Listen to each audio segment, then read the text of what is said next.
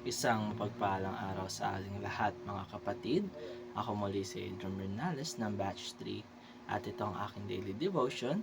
At ngayong araw ay pag-uusapan natin ay ano ang kahalagahan ng bautismo sa tubig o baptism. At ang Bible verse natin ay Romans chapter 6 verse 3 to 4. Bago tayo magsimula ay alamin muna natin kung ano nga ba ang baptism. Ito ay Christian ordinance or sacrament where a believer is immersed in, sprinkled with, or has a water poured over them as an outward sign of their inward faith and commitment to Jesus Christ. It symbolizes the believer's identification with the death, burial, and resurrection of Jesus and their public declaration of repentance and new life in Him. Sasabi rito ay may tatlong paraan ng pagbabautismo. Maaaring ito ay nilulubog sa tubig, ini-sprinkle sa tao, o pagbuhos ng banal na tubig. At ito ay isang simbolo na tinatanggap mo na ang ating Panginoong Kristo sa iyong puso at buhay. At ito ang pagkapatay ng ating lumang katangian na puro kasalanan at pagkakaroon ng panibagong buhay na may Kristo sa buhay. At para naman sa ating Bible verse na Romans chapter 6 verse 3 to 4, hindi ba ninyo alam na tayong lahat na nabautismuhan kay Kristo Jesus ay nabautismuhan sa kanyang kamatayan?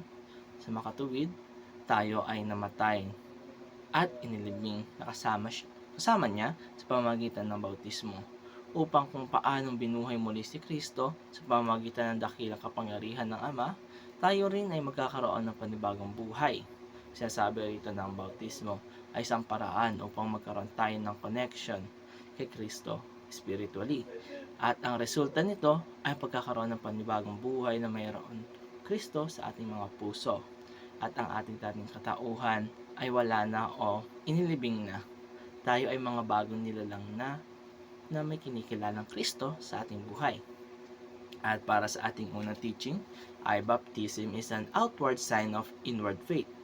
Ito ay ang bautismo, ang nagbibigay sa atin ng Santong Espiritu na tumutulong sa atin na magkaroon ng panibagong buhay na may Kristo sa ating mga puso at pananampalataya palalo kay Kristo. Pangalawa ay baptism is a symbol of being united with Christ's death and resurrection. Sasabi rito ng bautismo ay simbolo na tayo nagpag-isa sa ating Panginoong Hesus na ang dating katangian natin na makasalanan ay namatay na kasama ni Kristo na inilibing. At tayo ay mga bago nilalang na muling binuhay upang sundin si Kristo katulad na lamang ng kanyang muling pagkabuhay mula sa kanyang pagkamatay.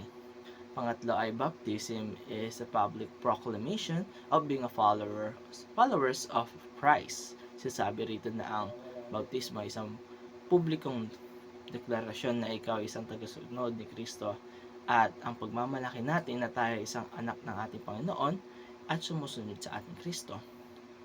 At para naman sa ating application ay repent and be baptized in the name of Jesus.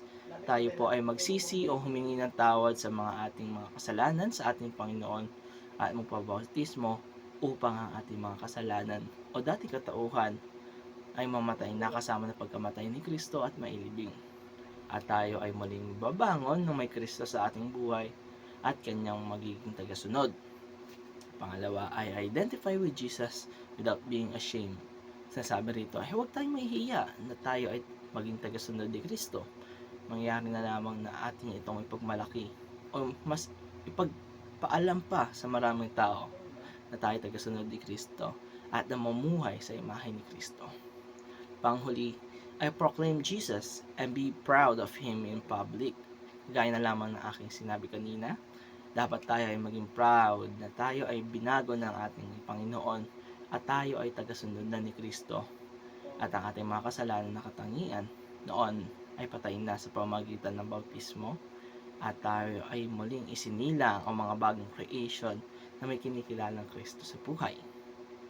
At mga kapatid, dito na nagtatapos ang aking daily devotion. Muli ako si Adrian Bernales ng Batch 3. Maraming salamat sa panonood.